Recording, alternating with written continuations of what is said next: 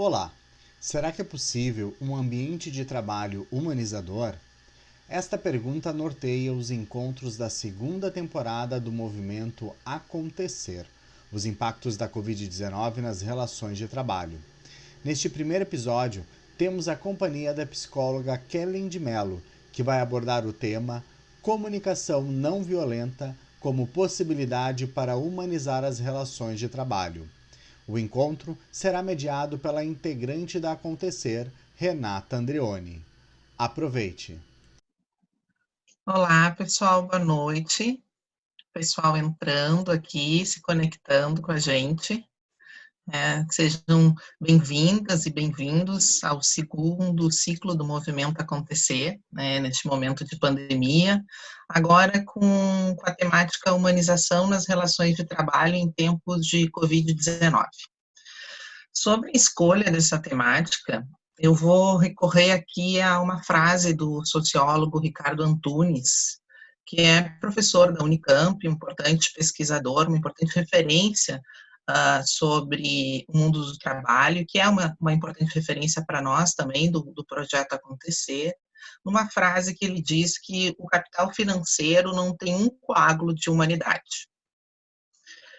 Diante dessa frase, que é extremamente provocativa e inquietante, a gente traz o tema da humanização para essa arena virtual de debate, que é também de desumanização, nas organizações, essa relação recursiva entre humanização e desumanização.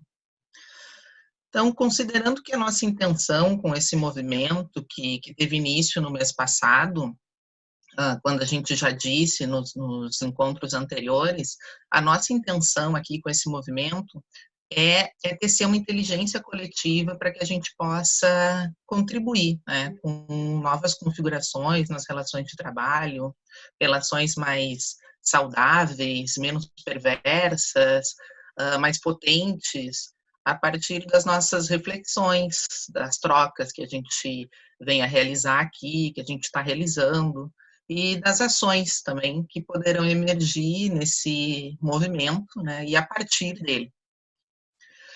Então, esse ciclo, do mês de maio, ele é composto por 3 encontros. O primeiro hoje, com a nossa parceira de acontecimentos, desde o princípio, desde da nossa inauguração, do nosso lançamento, a psicóloga Kellen Mello, e outros 2 nas próximas segundas-feiras, no dia 25, com o professor Dr. Dante Galian, e no dia 1º com a nossa querida professora, orientadora, que nos uniu aqui, eu, o Fer e a Fernanda, a professora doutora Cleusa Skroferneck, uma das maiores referências na área de comunicação organizacional, tanto no cenário nacional quanto internacionalmente.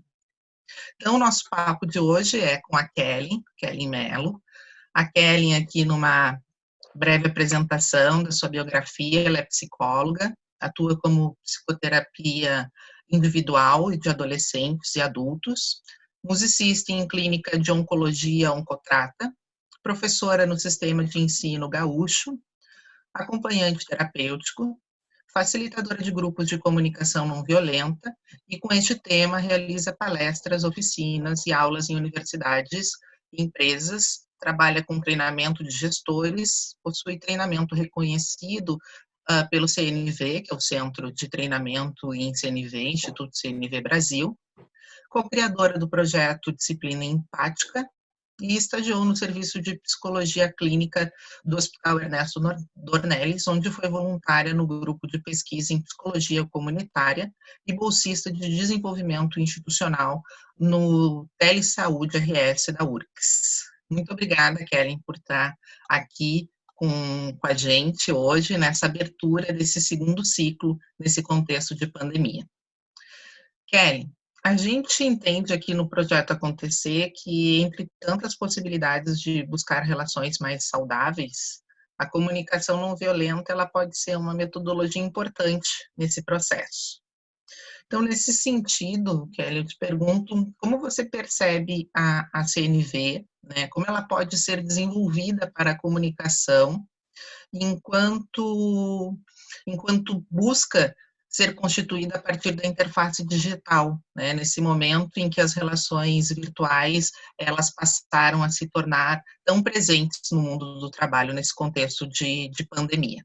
Então, a gente está aí pronto para te ouvir um pouquinho, Kelly, sobre CNV, e CNV no mundo do trabalho nesse contexto tão difícil para todos.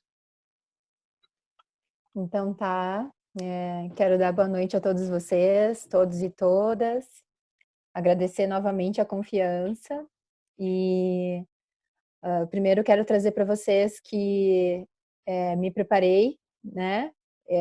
Desde sábado aí estou me preparando, estou lendo algumas coisas para estar aqui com vocês e quando vai chegando mais perto assim da gente poder trazer aquilo que a gente acredita, aquilo que eu acredito, eu nunca escapo assim de sentir um pouco de nervosismo, né? Então quero trazer para vocês assim que nesse momento estou um pouco ansiosa, estou um pouco nervosa, mas eu acho que conforme a gente vai desenvolvendo essa conversa, a ideia e daquilo que eu já me conheço, eu vejo que essa ansiedade vai baixando e acho importante até estar trazendo isso para vocês, porque quando a gente fala de humanizar uma linguagem, uma comunicação, em comunicação não violenta hoje eu vou trazer primeiro, assim, um pouquinho do que seria essa visão de mundo, o que é essa linguagem que humaniza. A gente precisa entender também o que seria uma linguagem que desumaniza. Às vezes a gente precisaria entender primeiro o que seria a linguagem que desumaniza para a gente entender onde que a comunicação não violenta se encaixa. E já dando a dica, né? Já deixando a dica para o que seria essa comunicação que humaniza, a gente poder falar daquilo que a gente está sentindo, né? Acho que principalmente isso, assim, a gente poder mostrar aquilo que é importante para a gente, né? Então, para mim, eu também sinto um pouco de nervosismo, porque talvez para mim seja importante uma performance, talvez para mim seja importante uma imagem, manter uma imagem, seja importante uma certa perfeição, né? Que nessa cultura da competição, que nós somos treinados desde cedo, de alguma maneira a gente aprende que aquilo ali é importante, né? E ao mesmo tempo que eu estou falando isso, é importante. Eu acredito que vocês, em algum grau, se identificam comigo, porque nós somos muito parecidos em termos de necessidades humanas universais, né? Então, essa necessidade de uma imagem, de uma performance, né? Independente dos julgamentos que a gente tem com relação a isso, são necessidades que muitas vezes a gente compartilha. Então, queria começar minha fala trazendo um pouco disso, deixando a dica de que em comunicação não violenta a gente se humaniza falando de si mesmo, né? Mas só deixando a dica, não entrando já, porque até a gente chegar nesse momento de falar de si mesmo, a gente tem uma história, eu tenho uma história que eu quero trazer para vocês, né? Então, como a Renata trouxe, eu estou nesse caminho da comunicação não violenta, além de ter a minha formação em psicologia, estou me especializando agora em terapia de família e casal, e é incrível, assim, como a comunicação não violenta, a comunicação em si, ela está em tudo, né? Então, num breve estudo, assim, que eu fiz para estar hoje aqui com vocês, eu acabei achando de um estudo do Project Management Institute, que eu não sei se vocês conhecem, que é uma organização sem fins lucrativos, né, que tem o objetivo de disseminar as melhores práticas de gerenciamento do mundo. Eles trazem ali que 75% dos problemas que acontecem nas organizações, eles estão relacionados à comunicação, né? Então, vocês imaginam que 75%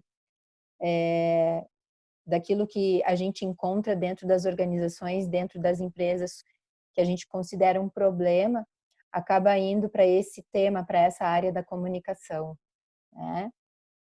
Em comunicação não violenta, até a gente chegar ao termo comunicação não violenta, eu quero trazer para vocês aquilo que eu entendo que seja comunicação, né?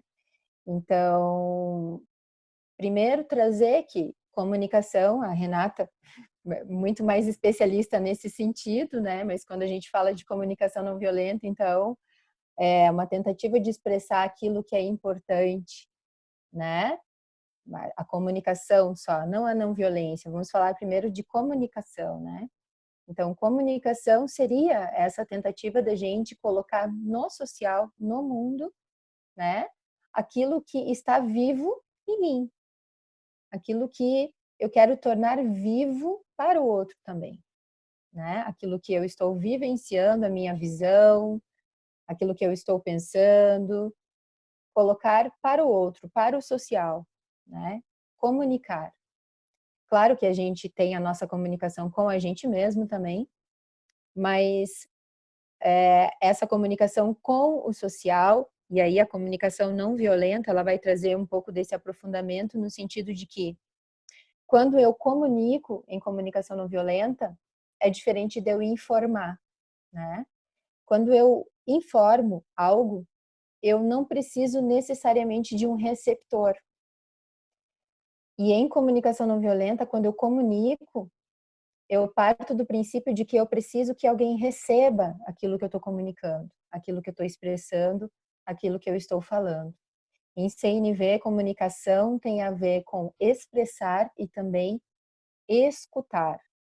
Não é só aquilo que eu despejo, que eu comunico, mas eu preciso então de alguém que receba, porque a comunicação em CNV é uma construção coletiva.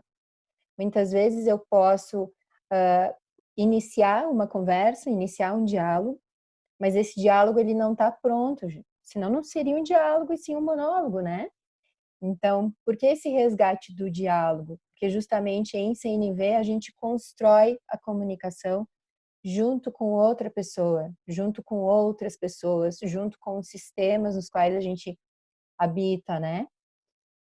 Então, acho que a primeira diferenciação que eu já quero trazer é essa, que em CNV, quando eu comunico algo, eu vou precisar desse receptor para essa construção daquilo que eu quero tornar vivo naquela relação.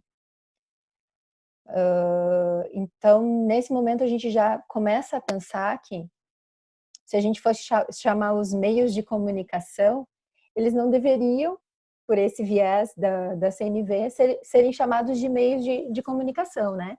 Porque os meios de comunicação, muitas vezes, eles não estão procurando uma construção com o coletivo, eles já chegam com uma informação pronta, né? E eles colocam no social, no coletivo. Então, a gente chamaria de meios de informação e não de meios de comunicação. E aí, para a gente entender a não violência, para que num terceiro momento a gente possa juntar a comunicação não violenta, e é por isso que eu estou trazendo primeiro a comunicação e agora trago para vocês a não violência. A não violência, ela é um princípio ético, né, de alguns povos do Oriente, em sua grande parte, apesar de que quando eu estudo, assim, tem uma autora específica que é a Riane Eisler, ela traz muito essa questão de que muitos povos utilizam de um jeito de enxergar o mundo e as pessoas que se para mim ficar bem, o outro precisa ficar mal, eu não ficarei bem, eu não estarei bem. Então, na não violência, esse princípio cultural se baseia muito em duas palavras que existem em sânscrito. A primeira delas seria ahimsa, que seria não violarei, não violar. E a segunda seria satyagraha, que significaria o poder da verdade. Então, se a gente pensa em o poder da verdade ou o poder da minha verdade, não violando o outro, a gente, no final, teria a junção da comunicação não violenta, seria uma comunicação que comunica, né, que expressa a minha verdade, aquilo que é importante para mim, mas cuidando do outro no momento que eu expresso. Cuidando de mim, porque eu estou expressando aquilo que é importante para mim, e cuidando do outro. Se eu penso que para que eu fique bem, o outro vai correr o risco de ficar mal, isso seria violento em comunicação não violenta, ou no princípio ético da não violência. Então, em comunicação não violenta ou na não violência, se trabalha muito ganha-ganha. Ou seja, eu ganho, eu recebo aquilo que eu preciso e você também recebe aquilo que você precisa. Isso, se a gente for pensar, já vai contra toda uma história de sociedade onde nós somos treinados a que para que eu ganhe, alguém tem que perder, né? Para que eu preciso ser a melhor, eu preciso ser o diferencial, eu preciso fazer cada vez melhor, né? Para que eu possa ter algo, então eu preciso ser melhor, o outro tem que ser menos, né? O outro é menos e eu sou mais. Então, uma sociedade que nos treina muito para competição, para comparação e para dominação. Então, esse princípio da não violência, eu acho que é importante a gente trazer para vocês isso, ele vai ter como base, ele vai ser usado como base que o Marshall Rosenberg acabou criando, então, essa abordagem que pensa, bom, então como é que eu comunico algo, né, cuidando do outro e ao mesmo tempo cuidando daquilo que é importante para mim. Então ele começa a pensar de que maneira que eu poderia comunicar valores, necessidades, e que muitas vezes eu não precisaria estar fazendo com que o outro perca algo e que eu atenda somente aquilo que eu preciso. Então ele cria uma abordagem que, ao invés de estimular o afastamento entre as pessoas, essa relação desigual entre eu e o outro, ele cria uma abordagem que traz uma possibilidade de aproximação na hora que eu comunico algo, na hora que eu expresso aquilo que é importante para mim. Então, a comunicação não violenta, ela tem como base um princípio ético, que ele está calcado muito na não violência, e que se a gente for pensar esse princípio ético, onde eu não violarei, eu não machucarei os outros, inclusive não machucarei não só seres humanos, outros seres também, nem com as minhas atitudes, nem com as minhas palavras e nem com os meus pensamentos. Ele é um princípio ético que resgata valores tão caros hoje em dia quando a gente fala de humanização das relações, né? São valores, mesmo com agora a gente está vendo muito essa popularidade, a empatia, ela ficou pop, mas ele traz um resgate da compaixão, da empatia, da cooperação, né, da parceria. E se a gente for pensar em todos esses valores, né, empatia, compaixão, cooperação, o cuidado com o outro e o cuidado de si mesmo, a gente está falando de humanidade. Então ele pensa assim, como que eu vou trazer para minha relação uma comunicação que resgata a humanidade? É isso que ele pensa. Então ele começa a fazer um estudo, porque alguns autores, eles acreditam que nós, como seres humanos, nós nos beneficiamos, nós gostamos de contribuir com o bem-estar de outras pessoas. E esse bem-estar, ele passa, antes de passar pela nossa linguagem, ele vai passar pela nossa visão de mundo. A comunicação, ela acaba sendo um resultado de uma maneira de enxergar o mundo. Então, por isso que a comunicação não violenta, ela acaba sendo uma parte dessa abordagem, pode ser chamado de método, né? O Marshall Rosenberg, ele cria um método de comunicação em uma parte desse livro, aquele livrinho laranja, bem conhecido de comunicação não violenta. Mas antes disso, é necessário a gente entender que quando a gente não muda a nossa visão de mundo, é muito difícil a gente mudar a nossa linguagem, porque a linguagem, ela é um resultado de uma visão de mundo. Ela é um resultado de uma maneira de enxergar o mundo, uma maneira que eu interpreto o mundo e quais são as palavras que eu utilizo nessa interpretação, né? Então, acho que num primeiro momento, assim, é importante que a gente se aproxime dos princípios éticos da não violência para a gente entender que quando a gente tem uma visão de mundo onde o outro pode ganhar tanto quanto eu, talvez eu já comece a me comunicar de uma maneira diferente. Agora, quando eu tenho uma visão de mundo onde eu preciso ganhar, para eu ganhar eu preciso que o outro perca, a minha linguagem, em muitos momentos, ela vai estar utilizando daquilo que a gente chama de violência em comunicação não violenta. Acho que sigo, Renata. Vou seguindo? Uhum. Então, assim, vocês estão vendo que às vezes eu olho aqui para o lado porque eu tenho um roteiro, preparei um roteiro aqui para que as coisas ficassem mais evidentes, assim, pudesse ser um pouco mais assertiva nesse sentido.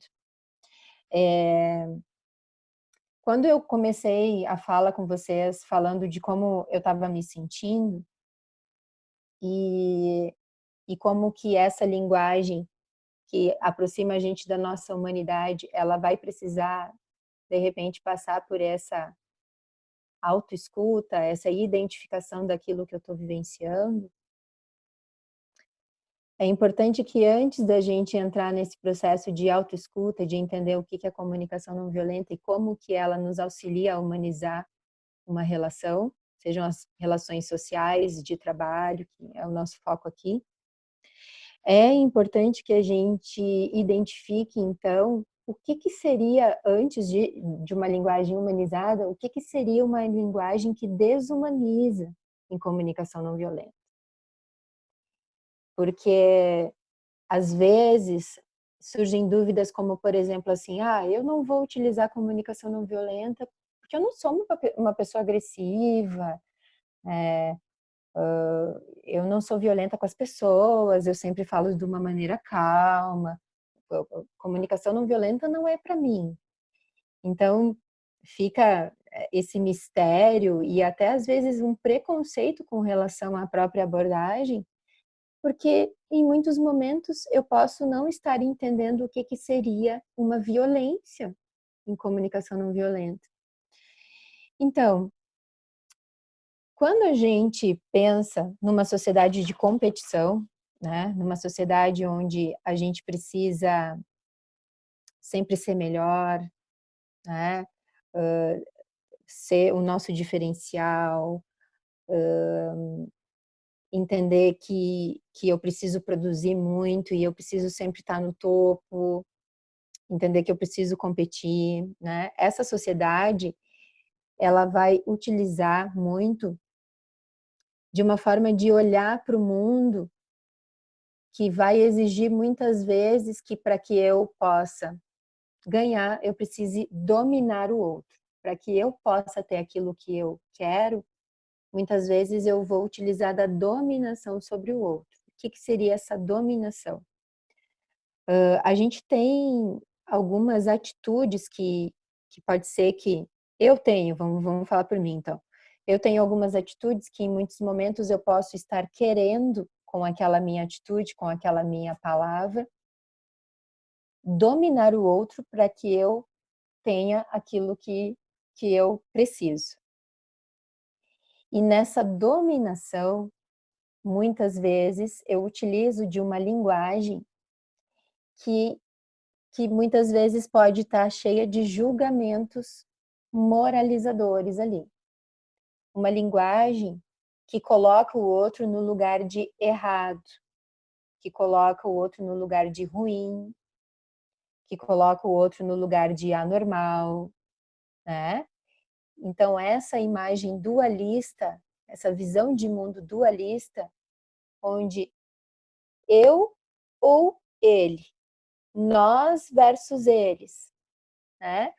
E geralmente eu sou o certo e o outro é o errado. Então, quando eu tenho uma visão de mundo que enxerga muitas vezes que o outro está errado e eu estou certa, a minha linguagem vai ser inundada de palavras que mostram para o outro isso, que mostram para o outro que ele está errado. Nessa forma de se comunicar que mostra para o outro que ele está errado, a gente vai acabar utilizando esses julgamentos, as comparações, as exigências. Então, às vezes eu vou olhar para alguém e eu, com a minha história de vida, com as minhas relações que eu já tive com aquela pessoa, com alguma atitude que aquela pessoa teve, eu já vou julgar que ela é irresponsável, né? Ela é irresponsável. Ou ela é preguiçosa, ou ela não é dedicada, né? Então, essas palavras, irresponsável, preguiçosa, não é dedicada, já são julgamentos meus que em comunicação não violenta desumanizam. Por que desumaniza? Porque um rótulo, um julgamento, ele nos impede de olhar a pessoa como um todo. A gente se relaciona a partir desse meu julgamento com o rótulo que eu dei para aquela pessoa e não com a pessoa no todo.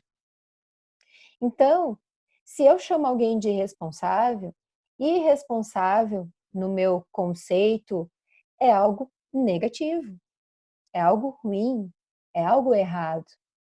Quando eu comunico isso para outra pessoa, aparece na minha linguagem que eu estou comunicando para ela que ela está me desaprovando, né? Que o que ela está fazendo não tá, eu não estou aprovando o que ela está fazendo. Está errado. E dependendo do termo que eu uso, do julgamento que eu uso, isso pode ser violento sim para aquela pessoa. Primeiro, por isso que eu estou trazendo para vocês, que a gente começa a se relacionar com as pessoas por esses rótulos que a gente tem delas. E segundo, porque esses rótulos muitas vezes violam, machucam essa pessoa. Vocês imaginam quando acontece o contrário, quando alguém se relaciona com a gente e já se relaciona de um lugar onde essa pessoa se julga correta e nos mostra que quem está errado somos nós. Então, nessa relação, não está existindo uma horizontalidade. Nessa relação, está existindo uma verticalidade, onde alguém está no topo e alguém está mais abaixo. Então, já é uma relação desigual nessa configuração, porque eu acabo colocando as pessoas num lugar de errado, de ruim. E esse lugar, o que a gente entende socialmente? Uma pessoa que está agindo errado, uma pessoa que é ruim, socialmente falando sobre isso, essa pessoa merece uma punição, né? Então, a pessoa que está no lugar de errado merece uma punição. E eu puno ela com as minhas palavras. Então, a gente precisa entender que, antes de pensar numa linguagem que humaniza, identificar na nossa própria linguagem o que a gente já utiliza que desumaniza. Então, quando eu uso julgamentos, quando eu uso comparações, quando eu comparo, por exemplo, um funcionário a outro, quando eu digo, né, para o meu funcionário, a fulana está vindo trabalhar todos os dias, né? Porque a fulana, não preciso dizer mais nada, né? Eu já estou comparando, né? Já estou dizendo, olha só, ela está fazendo, tu não está fazendo, né? A fulana não fica reclamando assim como tu, para o fulano tá bem. Então, assim, isso é uma linguagem que desumaniza. Por quê? Porque aquela pessoa que está escutando isso, que está sendo comparada a alguém, nesse momento, ela não abre mais os ouvidos para continuar nos escutando. Nesse momento, ela está recebendo uma violação, né? Ela está entendendo que o que ela está fazendo não é bom, não está sendo aprovado, e inclusive tem alguém que é melhor do que ela, que faz melhor do que ela. Isso em CNV é uma linguagem violenta. Quando eu mostro para alguém, mostro para uma pessoa que ela não é tão boa quanto a outra. Isso numa relação cria ressentimento, cria mágoa. Assim como os julgamentos moralizadores. Esses julgamentos onde eu digo para o meu funcionário, ou eu falo, né, o meu chefe é um muquirana, né? Ele é um muquirana. Eu não me relaciono mais com a pessoa. Eu me relaciono com o muquirana. E eu chego para me relacionar com esse chefe com essa visão que eu tenho dele de muquirana. E para mim, muquirana é uma coisa negativa. Então, o tratamento que eu vou dar para ele é a partir desse julgamento que eu estou dando para ele. E isso, a minha linguagem, então, vai estar inundada de palavras que rechaçam ele, que julgam ele, que criticam ele. Eu vou chegar num momento que eu já nem enxergo a pessoa que existe ali por trás daquele aspecto que existe naquela pessoa. Eu já vou me relacionar com essa pessoa partindo do princípio de que eu estou certa e o outro está errado. E isso, esse jeito de se relacionar, tendo uma visão de que eu estou certa e o outro está errado, já cria muros nas relações, não criam pontes. Então, o diálogo, ele já está comprometido nessas horas, porque eu já não estou mais me relacionando com uma pessoa, né? Eu estou me relacionando com aquilo que eu penso daquela pessoa, com aquilo que eu interpreto, que eu julgo daquela pessoa. E aí, nessas relações, a gente vai criando medo, a gente vai criando culpa, a gente vai criando vergonha, porque quando eu tenho um chefe que me compara a outras colegas e mostra para mim que eu não estou sendo tão boa quanto as outras colegas, eu, em muitos momentos, estou me magoando ali, eu estou me envergonhando, né? Quando eu estou sendo julgada por alguém, estão me julgando de irresponsável, de atrasada, de não tão dedicada, aquilo ali, de alguma forma, eu estou me sentindo culpada, eu estou me ressentindo com aquilo que eu estou recebendo.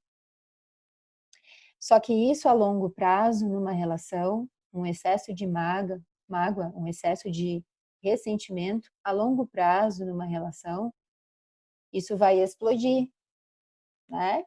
Às vezes explode para dentro, que a gente tem todas as doenças relacionadas ao ambiente de trabalho, né? Todos os silenciamentos, todas as repressões que a gente vê, muitas pessoas não conseguem se colocar e acabam silenciando, né? Então, esse medo, essa culpa, essa mágoa, esse ressentimento todo silenciado para dentro.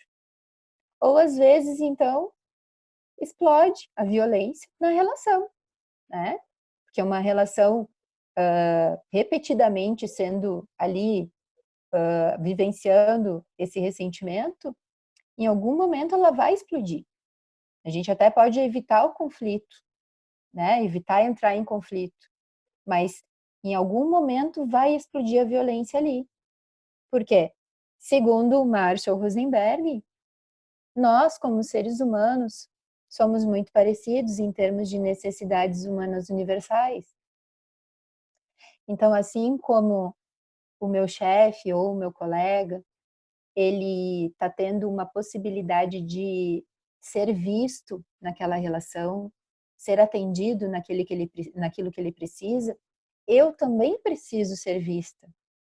Eu também preciso atender uma necessidade de escolha, de escuta. Então, quando eu, por muito tempo, não vou atendendo as minhas necessidades numa relação, vai chegar um momento que essa violência vai explodir. Porque toda violência, e aí é uma máxima do Marshall Rosenberg, uma frase muito boa, né? Que ele traz muito é isso, né? Que toda violência é uma necessidade nossa não atendida. Então, é uma expressão trágica de uma necessidade humana, pessoal, não atendida. Sendo a gente, quando a gente age com violência, ou alguém, se a gente vê alguém agindo de forma violenta, a gente pode saber que ali existe um ser humano que não está tendo alguma necessidade ali pessoal atendida. Eu acho que isso é importante, assim, trazer essa nitidez de quando a gente está utilizando uma linguagem que desumaniza. Em comunicação não violenta, uma linguagem que desumaniza, ela utiliza julgamento moralizador, ela utiliza comparação, ela também utiliza de uma exigência, quando a gente exige algo de alguém, quando a gente não abre a possibilidade de escolha para alguém, né? Quando eu, entre aspas, faço pedidos para outra pessoa, mas no fundo, o que eu quero mesmo é que ela realmente faça aquilo que eu estou pedindo. Eu não estou lidando com a possibilidade do não, né?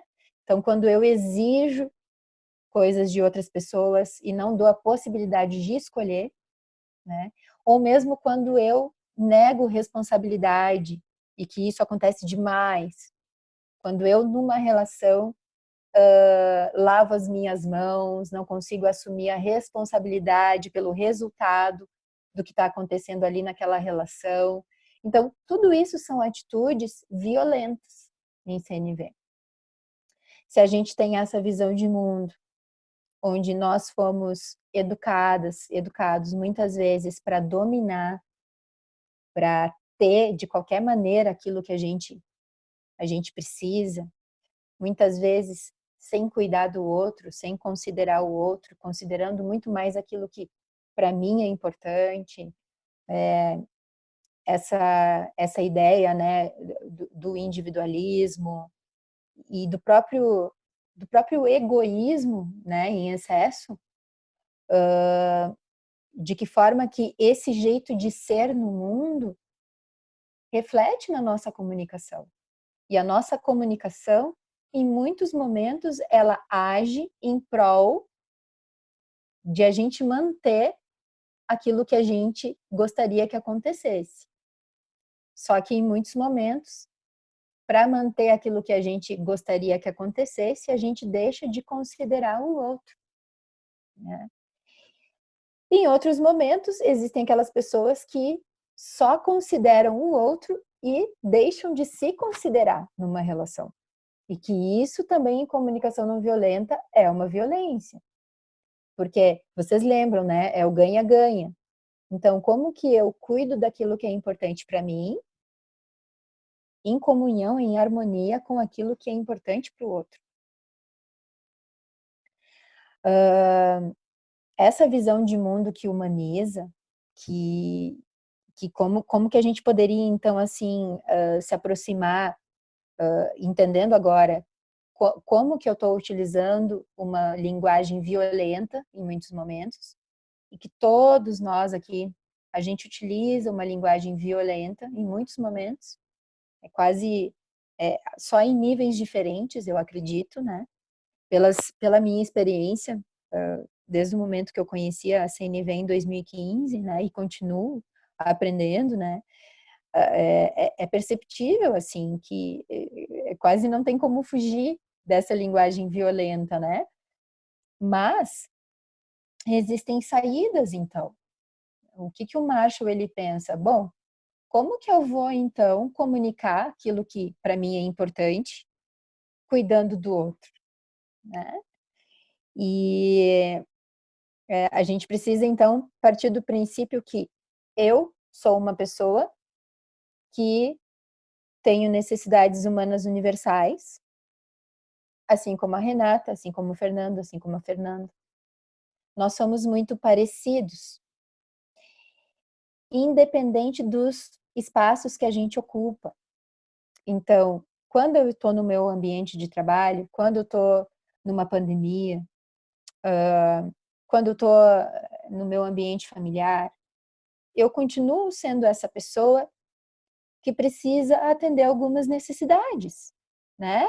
Por exemplo, vamos falar das necessidades humanas universais, que não seriam só as necessidades básicas que a gente estuda, né? Quando a gente, lá em psicologia, a gente estuda o Maslow, a pirâmide de Maslow, que a gente tem na base da pirâmide, né? A questão da alimentação, da, da questão da moradia, da proteção. Não seriam só essas necessidades. A gente está falando aqui de necessidades emocionais, como, por exemplo, respeito, como, por exemplo, consideração, autonomia, apoio, né? Escolha e principalmente saúde, saúde, né? Se a gente está pensando na pandemia. Então, independente dos espaços que a gente ocupa, nós somos pessoas que nós andamos para lá e para cá buscando atender a essas necessidades que possuímos. Só que muitas vezes a gente não tem tanta consciência assim das nossas necessidades. E quando a gente não tem tanta consciência, fica mais difícil ainda comunicar. Para o Marshall Rosenberg, uma forma que a gente pode humanizar uma comunicação é falar sobre as nossas necessidades. Então, quando a gente chega num ambiente de trabalho e a gente daqui a pouco se sente violado ou não considerado ou injustiçado,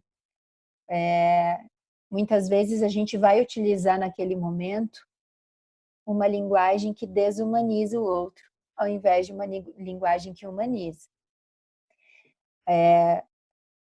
Eu posso olhar para aquela pessoa que, entre aspas, está sendo injusta comigo e dizer para ela: eu não estou gostando disso, né?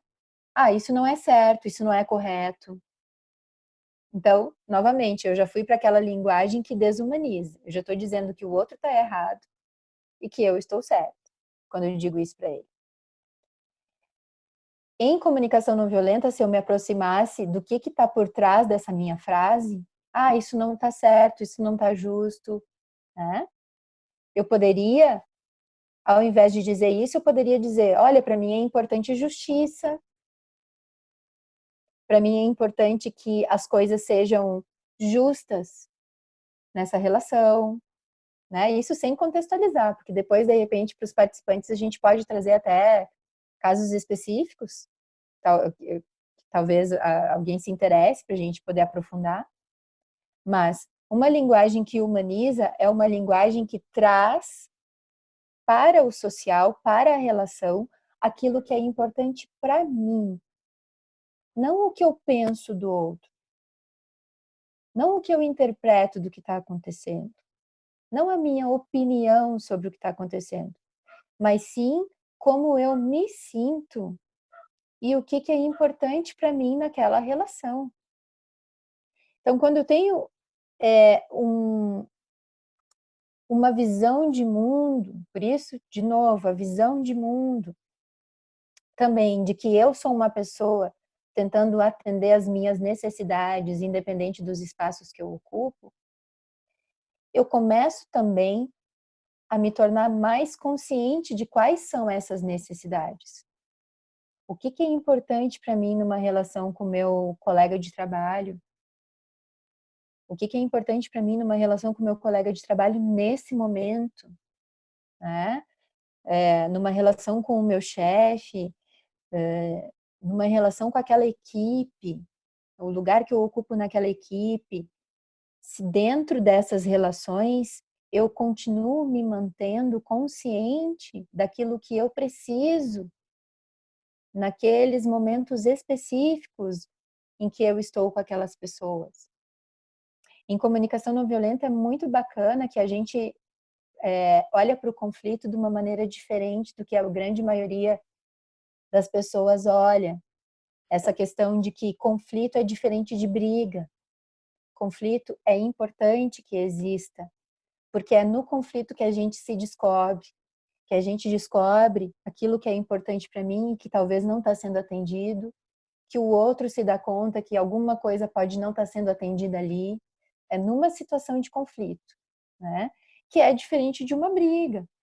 Uma briga é justamente não dar conta, né? Não dar conta daquilo que, e muitas vezes até não se dar conta daquilo que eu preciso, e partir para o julgamento, partir para apontar o dedo, para julgar, para culpar, né? Para responsabilizar o outro. Então, em comunicação não violenta, essa comunicação que humaniza, ela vai passar por uma autoescuta, né? Por uma autopercepção daquilo que é importante para mim em determinado momento. Se eu não tenho consciência do que eu preciso, daquilo que é importante, muito menos eu vou conseguir comunicar. É por isso que eu enxergo a CNV como um processo, como uma, talvez até uma filosofia de vida, porque é necessário que, para que a gente comunique o que é importante, a gente precise se escutar, identificar aquilo que é importante nas nossas relações. Sem saber o que é importante, como que eu comunico? Fica mais difícil ainda comunicar, né? Como que eu vou esperar receber o que eu preciso se eu nem sei o que é que eu preciso? Como que eu vou numa relação de trabalho atender a minha necessidade de manter a minha saúde, de manter a minha integridade, de manter o meu descanso, a minha proteção, a minha segurança financeira, se eu não sei comunicar isso de uma forma específica nessa relação, né? Não é só comunicar, olha, para mim é importante saúde, mas como que nesse momento, então, eu conseguiria preservar a minha saúde atendendo a isso que tu está me pedindo também.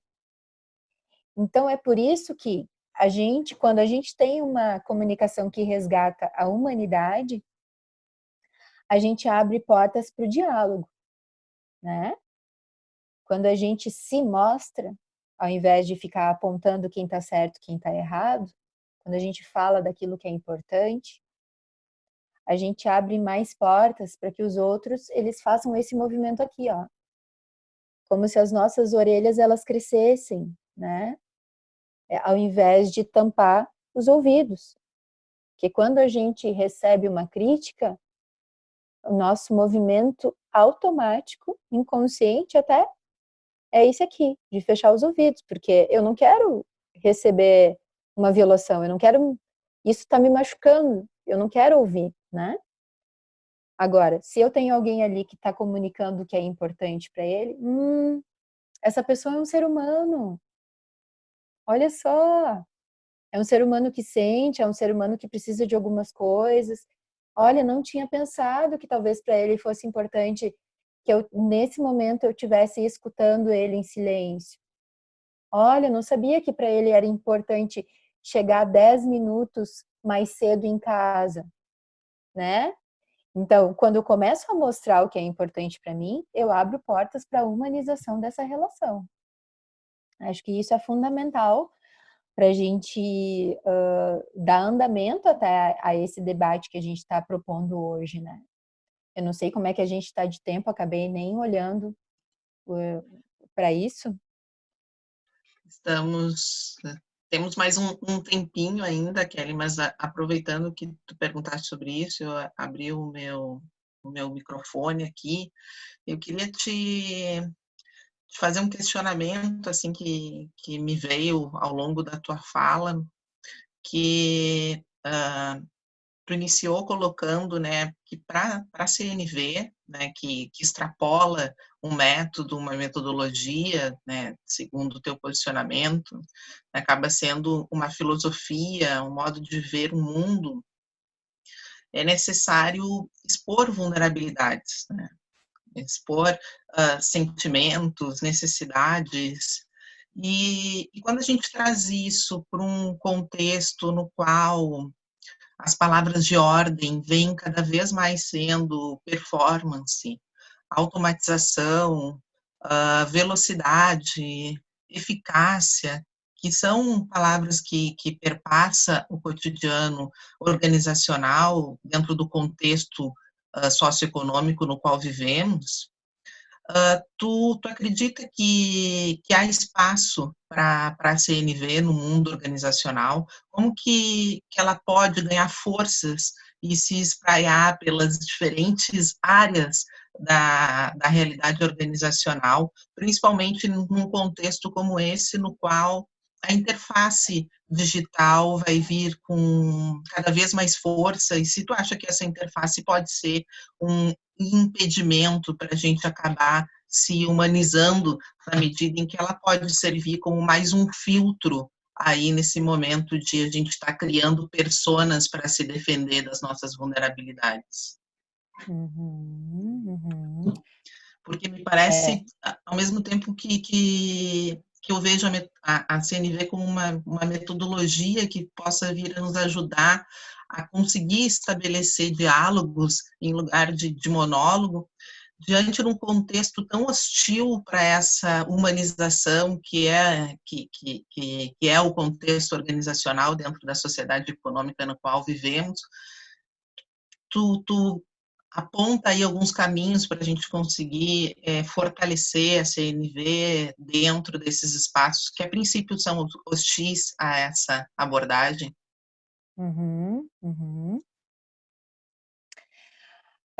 O caminho da comunicação não violenta, ele vai sugerir, ele vai trazer como sugestão essa abertura mesmo para minha vulnerabilidade, porque ele acredita, e dos pesquisadores que eu já acompanhei, e daquilo que, da minha experiência própria, vamos dizer assim, né? Por ter tido algumas experiências, inclusive em ambientes de trabalho, quando eu mostro a minha vulnerabilidade, quando eu mostro como eu me sinto, né? E muitas vezes, assim, é uma escolha também, eu abrir para o outro como eu me sinto. Mas quando eu falo daquilo que é importante para mim, é como se eu mostrasse assim: ei, olha só, aqui tem uma pessoa que também sente e que também precisa de coisas, né? Aqui tem uma pessoa que nessa relação, se você precisa de mim, para que eu possa te ajudar, você também vai precisar me ajudar. De que forma que nós dois podemos nos ajudar e que isso fique confortável para a gente? Porque essas relações, nós somos todos interdependentes, né? Aquele que tem como uma necessidade muito grande a performance, a ordem, né? A competição, a meta, o batimento da meta no final do mês, é alguém que precisa de outras pessoas para que isso se concretize. Agora, é uma escolha como que eu vou receber o apoio desses meus colaboradores. Como que eu vou fazer isso? Se eu vou me abrir para a escuta, para o diálogo, ou se eu vou impor.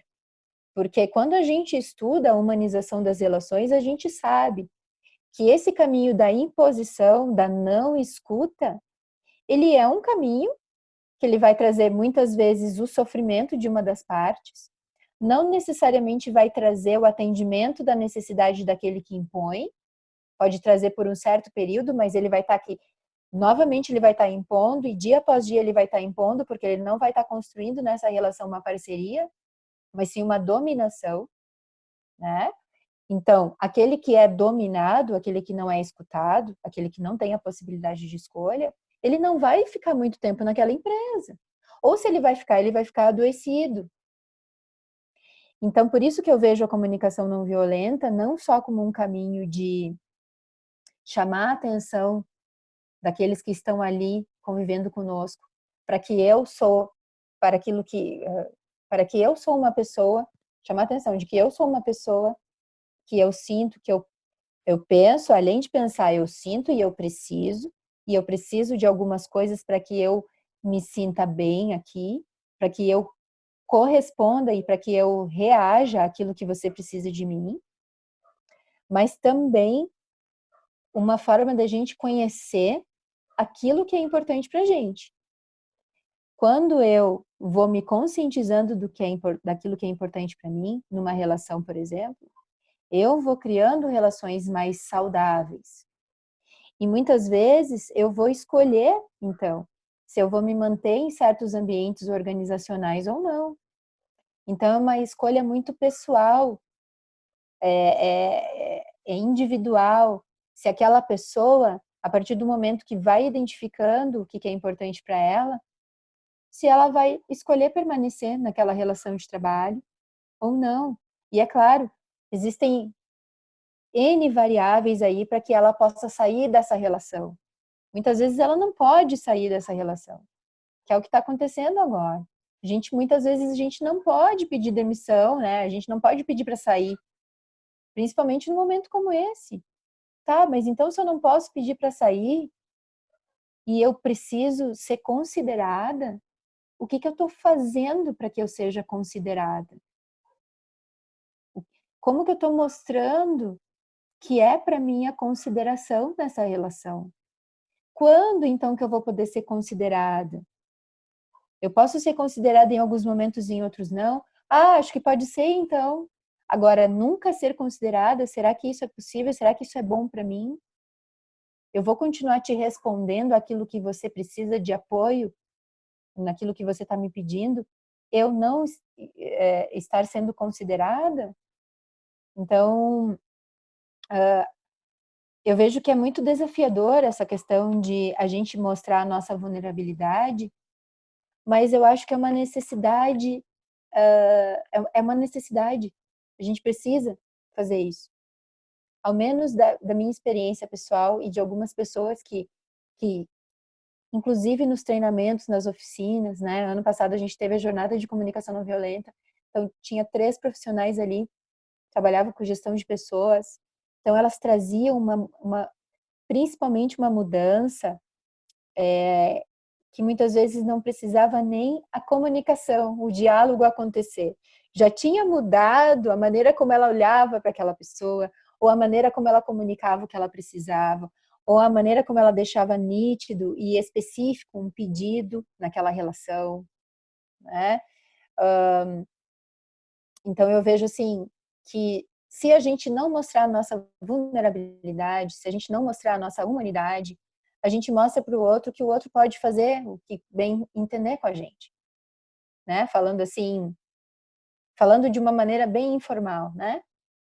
Se eu não mostro para o outro o que é importante para mim, se eu não valorizo o que é importante para mim, como é que o outro vai valorizar? Então, comunicação não violenta também é sobre isso, né? Sobre eu tomar consciência daquilo que é importante para mim e eu mostrar para o outro, mesmo nas relações de trabalho. Então, e quando eu mostro para o outro, não quer dizer que o outro vai sair perdendo e que para eu ter aquilo, o outro vai precisar sair perdendo. Lembrando, é um ganha-ganha. Por isso esse resgate desse diálogo, dessa escuta e dessa expressão, né? A gente utiliza muito o expressar-se com honestidade, falando daquilo que é importante para mim, e eu escutar também o outro, né? Quando eu escuto um chefe me pedindo, mas a gente só tem mais 3 horas para entregar aquele material, vamos lá, mas ainda não está pronto. Bom, o que será que essa pessoa tá querendo me dizer com essas frases? Né? O que está por trás? O que ele está tentando atender ali? Né? O que está... qual é o significado de atingir a meta para ele? Tem a ver com o mesmo significado para mim?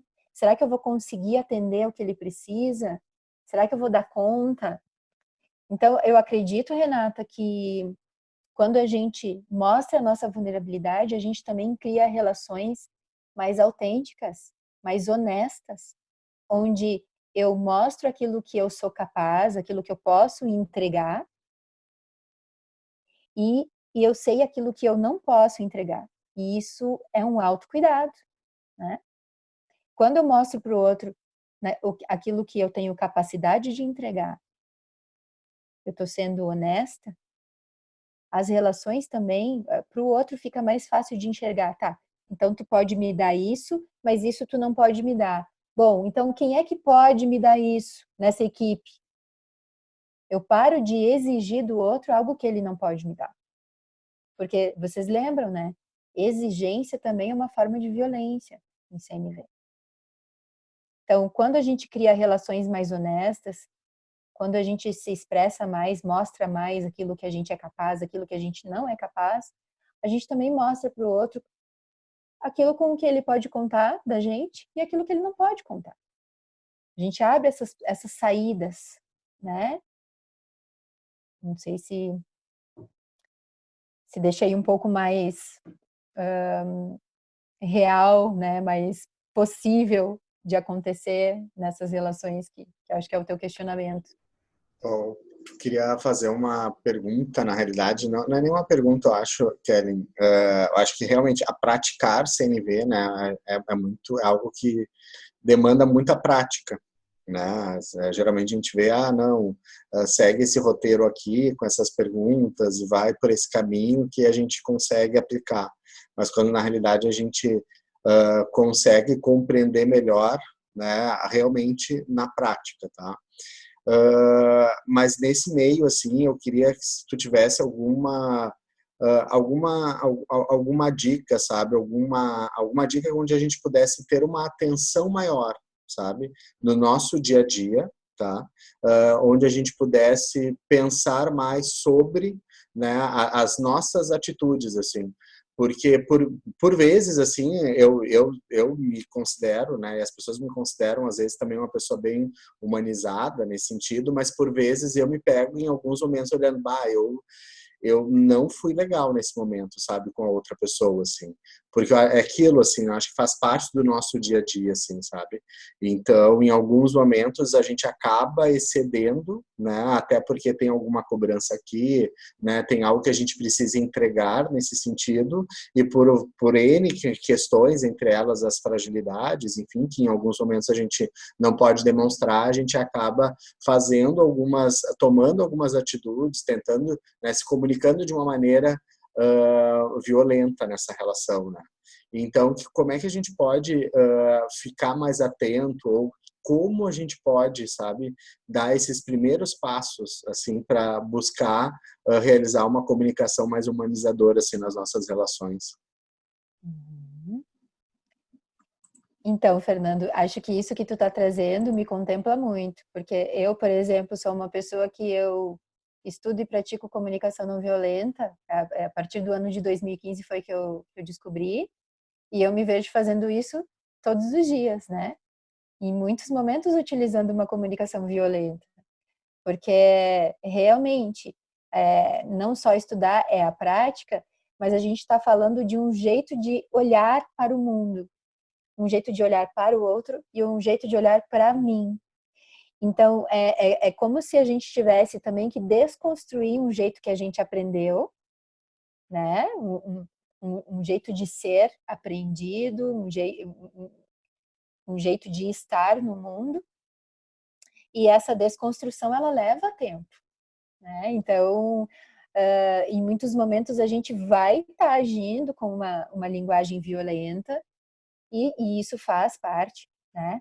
Mas eu acho que uma coisa que sempre nos puxa de volta, para de repente a gente se alinhar com uma comunicação não violenta, é a autoconexão. É eu estar atento àquilo que eu estou sentindo. Às vezes eu não preciso saber o nome do que eu estou sentindo. Não preciso saber o nome. Pode ser uma sensação desconfortável. Então, assim, eu estou sentindo uma sensação desconfortável, eu estou incomodado, eu estou irritado. Ok. Ao invés de eu utilizar essa irritação para julgar alguém, falar com alguém, apontar alguma coisa para alguém, o que essa irritação está querendo me dizer em termos de necessidade? O que talvez naquele momento eu esteja precisando? O que a minha irritação está querendo me contar a respeito daquilo que eu quero atender no mundo, daquilo que eu quero atender naquela relação? Então, acho que a autoconexão, estar consciente, próximo, perto, conectado de si mesmo, também é uma maneira da gente muitas vezes silenciar, entender e, a partir daí, comunicar ou não. Porque em comunicação não violenta, a gente tem a possibilidade de não comunicar também. A gente pode fazer tudo em silêncio, né? Bom, eu estou irritada, o que será que eu estou precisando nessa relação? Será que essa pessoa pode me atender naquilo que é importante para mim, né? Nesse momento, a minha irritação, eu estou precisando descansar, eu estou precisando tomar um café, eu estou precisando relaxar, o que será que é essa raiva? Ah, é ele que está me frustrando de novo? Eu estou frustrado porque eu estou irritado porque eu estou sendo frustrado de novo, então eu estou frustrado. Eu estou frustrado. Será que comunico isso? Então, é essa autoconexão que muitas vezes me puxa. Então, uma saída que eu te responderia seria essa. Eu procurar dar uma respirada profunda, né? Entender o que está acontecendo. Às vezes até sair do ambiente, né? E entender que talvez naquele momento não seja o melhor momento para eu trocar com alguém. Então a gente vai, nós como seres humanos, a gente também tem essas cartas na manga, que a gente vai tendo essa nossa mochilinha com as nossas ferramentas, que a gente já sabe, bom, se eu responder nesse momento, vai ficar pior. Tudo bem, isso é comunicação não violenta. Tu tá vendo que tu não tá bem, né? E tu quer cuidar do outro. Tu já olha para o outro como um ser humano, né? Tu já quer considerar o outro. Quando tu tem esse tipo de reflexão, poxa, falei uma coisa que acho que não cuidei do outro. Então, isso o Marshall Rosenberg ele traz. Nós, como seres humanos, a gente quer cuidar dos outros, mas a gente também quer ser cuidado. Então, uma estratégia que eu uso é essa. Bom, tô sentindo uma coisa desconfortável. Vou continuar aqui reclamando dessa pessoa? Isso vai fazer com que essa pessoa me ajude naquilo que talvez eu esteja precisando? Vai ter dias que eu vou conseguir fazer isso? Vai ter dias que eu não vou conseguir fazer essa reflexão, que se eu continuar reclamando não vai dar em nada. Vai ter dias que eu não vou conseguir fazer essa reflexão. Porque como tu disse, Fernando, tem dias que a gente está sobrecarregado, que a gente precisava ter dormido bem, a gente não dormiu bem, que há pouco tempo a gente teve um desentendimento com alguém que é importante pra gente, que a gente viu uma notícia na TV e tá pior ainda, que a gente tá angustiado. Então, nós somos seres vivos, organismos vivos, que a todo momento a gente está tentando atender necessidade. Se a gente tem uma sensação aí desconfortável, sinal de que tem uma necessidade aí precisando ser atendida que talvez não está sendo atendida. Nesse momento, posso atender? Não sei. Tenho condições de identificar o que eu preciso atender nesse momento? Não sei. Talvez eu não tenha. Então, acho que eu vou me retirar um pouquinho. Então, acho que eu ligo depois para essa pessoa. Então, acho que eu respondo depois essa pessoa. Né? Mais ou menos por aí são os caminhos que eu tenho utilizado. Já ajudou bastante. Obrigado, Kelly. Eu acho que fica aí para para a gente a importância, né, da cultura do cuidado e do quanto a CNV pode nos auxiliar nesse processo de cuidado, de autocuidado e de cuidado do outro, né? Então, a partir desse conhecimento e desse autoconhecimento das nossas necessidades e das necessidades dos outros, porque a comunicação é realmente se colocar num movimento contínuo de alteridade, né?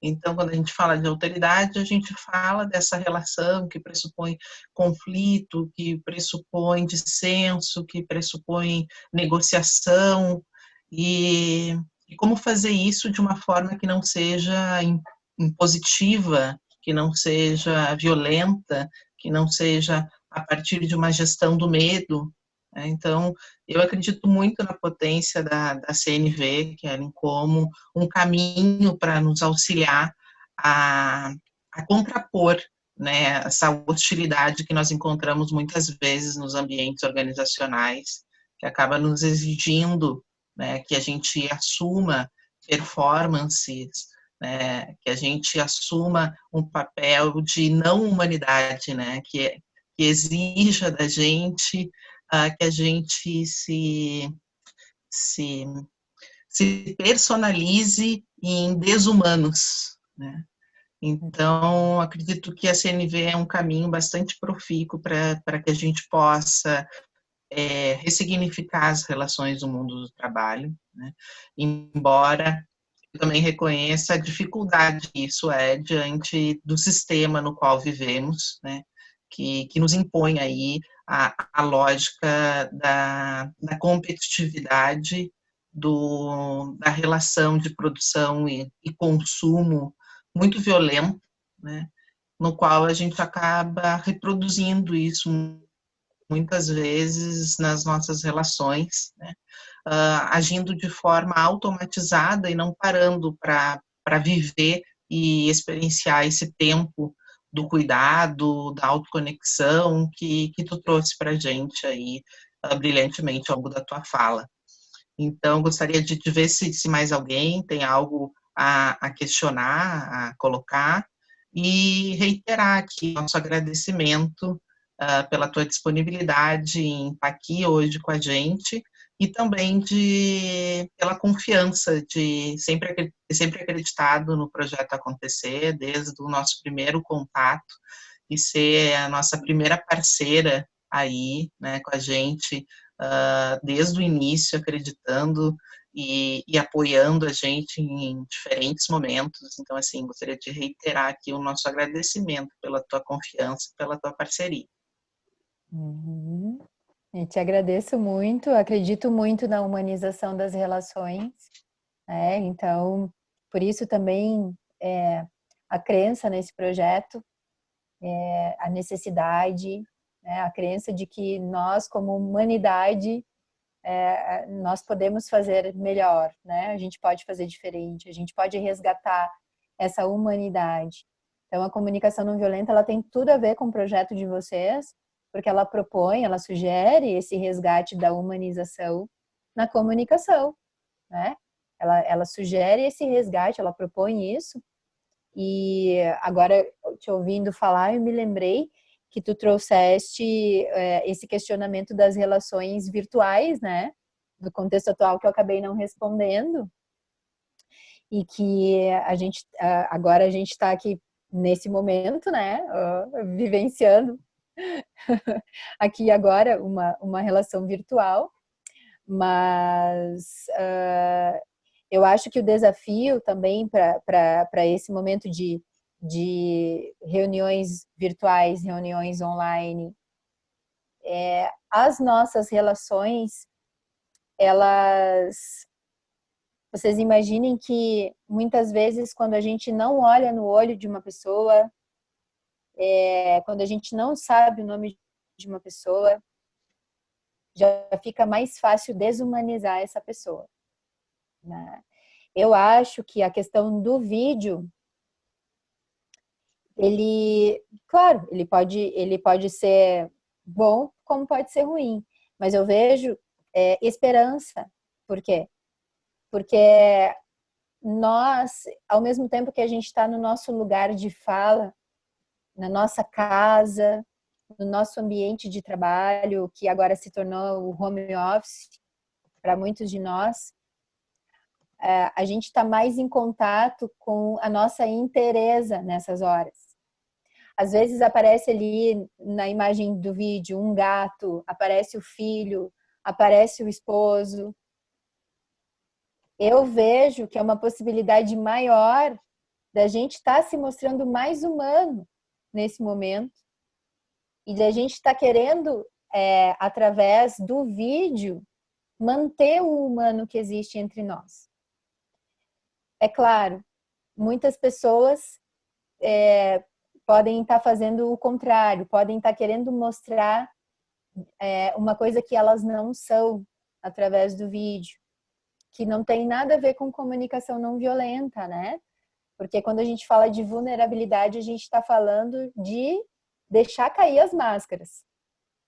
E a gente tem o vídeo, o online, como uma máscara, né? A gente pode utilizar como uma máscara, a gente pode usar aquele canal ali para mostrar somente aquilo que a gente quer, uma parte nossa, né? Então, eu acho, Renata, que isso também tem muito a ver com aquilo que a pessoa, com aquilo que é importante, com aquilo que faz sentido para uma pessoa no momento, nesse momento. Aquilo que é importante para ela, de novo, com necessidade. Porque o afeto, o toque, o carinho, o cuidado, o reconhecimento, são coisas que estão, parece que a gente está precisando ainda mais nesse momento.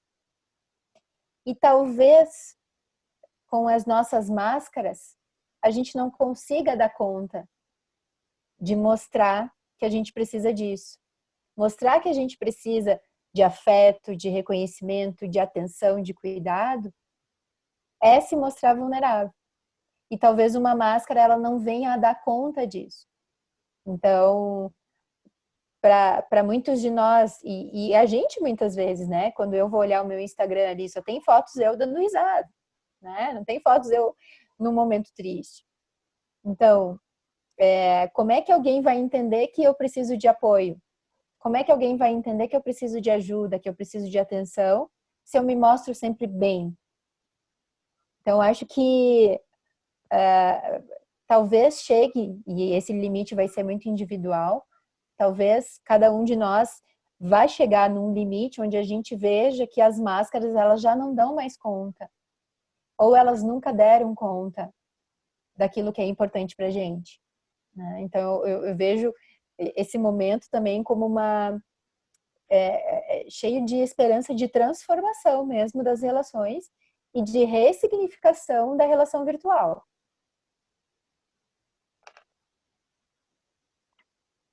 Perfeito, Kelly. A gente vive um momento que a gente está tecendo uma nova normalidade, né? E essa nova normalidade, ela vem carregada de muitas subjetividades virtuais aí, se correlacionando com as subjetividades tradicionais, configurando aí um novo normal de subjetividades híbridas, né? Que a gente está organizando e meio que sem saber muito no que vai dar, criando nesse momento, né? Porque a gente fala que a gente precisa sair dessa pandemia melhor, que a gente precisa pensar o que vai fazer depois, mas o futuro a gente constrói no presente, né? No agora. Então, o que a gente vem fazendo vai impactar em como nós vamos sair deste processo, né?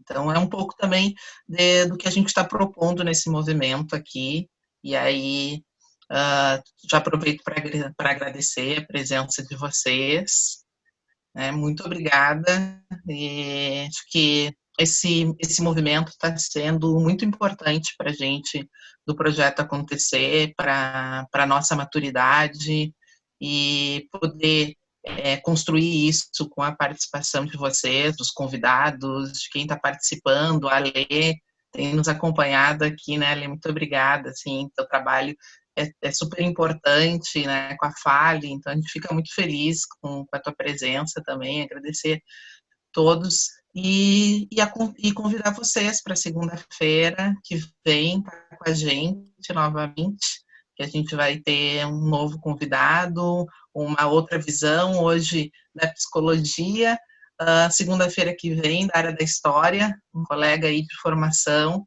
e acho que é importante a gente ter essas diferentes visões sobre o contexto organizacional, porque esse é um contexto que reúne as diferentes áreas, né? Então, a gente pensar esse contexto a partir de diferentes lugares de fala, a gente acredita que é um caminho enriquecedor que possa nos ajudar aí a tecer novas relações, efetivamente, no mundo do trabalho. Então, agradeço a todos e até segunda-feira que vem. Tchau, gente. Então, brigadão, Kelly. Tchau, gente. Tchau, até mais. Obrigada.